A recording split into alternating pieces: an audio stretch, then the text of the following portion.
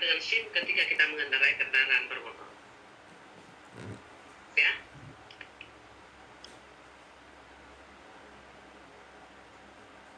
Kemudian di sini ada tambahan pengertian dari 180 bahwa pekerjaan konstruksi itu adalah kegiatan membangun sarana maupun prasarana objek keseluruhan bangunan yang terdiri dari bagian-bagian struktur. Jadi pondasi ke bawah namanya substruktur, di atas pondasi itu namanya pekerjaan struktur. Pekerjaan struktur ini macam-macam, ada pekerjaan kolom, ada pekerjaan balok, ada pekerjaan plat, ada pekerjaan slope dan lain-lain sebagainya. Pasangan dinding itu semua pekerjaan struktur. Kemudian penyelenggaraan pekerjaan konstruksi di sini adalah melaksanakan seluruh rangkaian kegiatan pekerjaan konstruksi pada sebuah atau beberapa area. Jadi dalam satu area bisa saja ada 2 atau 3 pekerjaan konstruksi, ataukah dalam satu area hanya ada satu pekerjaan tetapi banyak area yang kita gunakan. Kemudian ada juga namanya masyarakat jasa konstruksi, adalah pihak terkait langsung dengan pekerjaan konstruksi, misalnya ownernya, kontraktornya, pekerja, dan konsultan baik perencana maupun konsultan pengawas. Korelasi antara pengetahuan dan pelayanan juga harus memperhatikan perlindungan ketiganya di sini. Kemudian di dalam Undang-Undang Nomor 28 Tahun 2002 tentang Bangunan Gedung dan Undang-Undang Nomor 18 Tahun 99 tentang jasa konstruksi, di sini kedua undang-undang ini adalah undang-undangnya PU. Nah, di kedua undang-undang ini dia juga mensyaratkan tentang K3. Nah, sekarang ada undang-undang baru, yaitu Undang-Undang Nomor 2 2017, pengganti Undang-Undang Nomor 18 Tahun 99, yang di dalamnya selain dia mensyaratkan, selain dia mewajibkan melaksanakan K3, dia juga sudah mensyaratkan bahwa tenaga kerja yang kita gunakan untuk sektor konstruksi adalah tenaga kerja yang telah tersertifikasi. Oleh karena itu, PU pun sekarang sudah mulai mensertifikasi tukang kayu, tukang listrik, tukang batu, yang semua disertifikasi, tapi dia harus sertifikasi keterampilan. Bagaimana diterampil menyusun batu, bagaimana diterampil membuat rangkaian pembersihan, itu disertifikasi oleh PU. Selanjutnya kita masuk ke karakteristik kegiatan rekonstruksi. Di sini ada 5. Pertama yaitu bersifat sangat kompleks, multidisiplin ilmu dan gaya seni arsitektur. Kenapa dikatakan sangat kompleks? Karena jarang kita dapati model bangunan itu yang sama persis modelnya. Jarang kita dapati. Kalaupun ada, itu hanya bangunan-bangunan perumahan yang baru dibuat. Yang baru dibuat pun mungkin tampak luar kita sama, tapi tampak dalam belum pasti. Ya?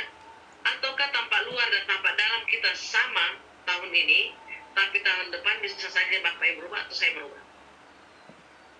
Kemudian dikatakan multidisiplin ilmu karena banyak disiplin ilmu yang bergabung dalamnya.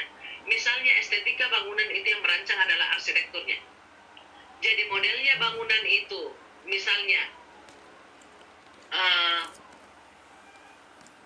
mau model seperti bola, kapal, pesawat, dan lain sebagainya, itu yang merancang adalah arsitekturnya. Kemudian ketika rancangan ini sudah selesai, maka orang sipil ini akan menghitung kekuatannya. Kuat nggak bangunan ini, modelnya begini untuk peruntukannya ini. Kalau kuat, maka mulailah dia dibangun.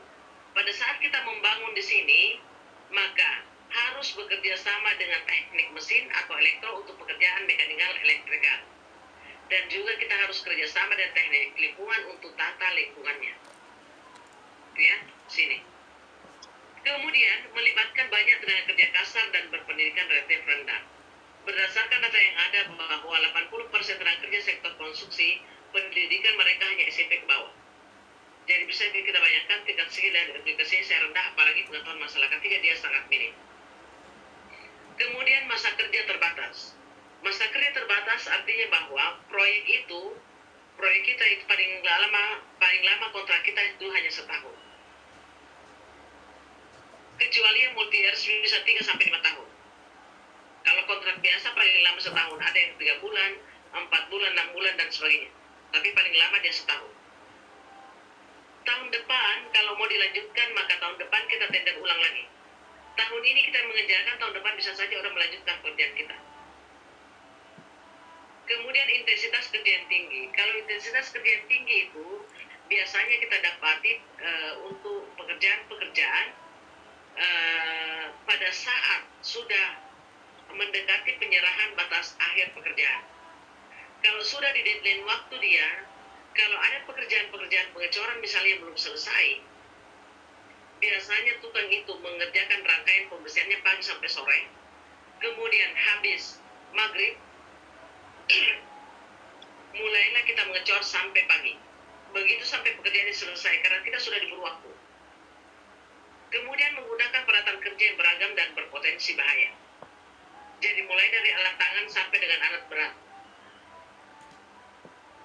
Ya, mulai alat tangan sampai dengan alat berat di sini. Yang masing-masing alat ini punya potensi bahaya, masing-masing sesuai dengan alat apa yang kita gunakan. Ya, sini. Kemudian selanjutnya kita masuk ke tahapan pekerjaan konstruksi. Di tahapan pekerjaan konstruksi di sini ada 3 tahapan.